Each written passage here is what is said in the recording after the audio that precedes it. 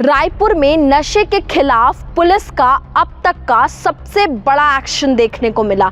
Commissionerate system लागू होने के बाद ऑपरेशन क्लीन के तहत एंटी नरकोटिक टास्क फोर्स ने महज 24 घंटे में 4 बड़ी कार्रवाइयों को अंजाम दिया। इस कार्रवाई में 40 लाख रुपए का नशीला सामान जब्त किया गया और एक महिला समेत 12 आरोपियों को गिरफ्तार किया गया। अब देखिए इस पूरे मामले में पुलिस अधिकारियों का क्या कहना है।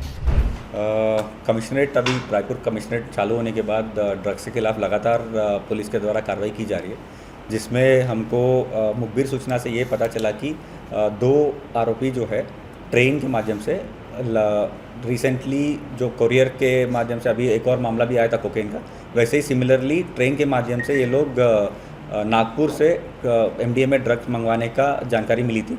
तो हमारे ACCU की टीम, ANTF का टीम और थाने के संयुक्त टीम ने जो है तुरंत उस एरिया में पहुंचे रेलवे स्टेशन के आसपास, और जो मुखबिर सूचना के हिसाब से जो हुलिया बताया गया है उन लोगों को पकड़े और उनके कब्जे से हमको 1.5 ग्राम्स का MDMA मिला है। उसका कीमती लगभग 1 मोबाइल और एक बाइक भी मिला है। तो टोटल 1.5 ग्राम्स MDMA और बाइक और मोबाइल मिला के 1 लाख का उसका टोटल मशहूर का है। ये जो गिरफ्तार हुआ है इसका क्या नाम है, क्या प्रोफाइल है, कौन सा ये यूजर है कि ये सेलर है? इसमें MDMA में दो आरोपी है। एक अनिकेत शुक्ला है, 26 साल का है, और दूसरा मीत अंदानी है, 22 साल का लड़का है।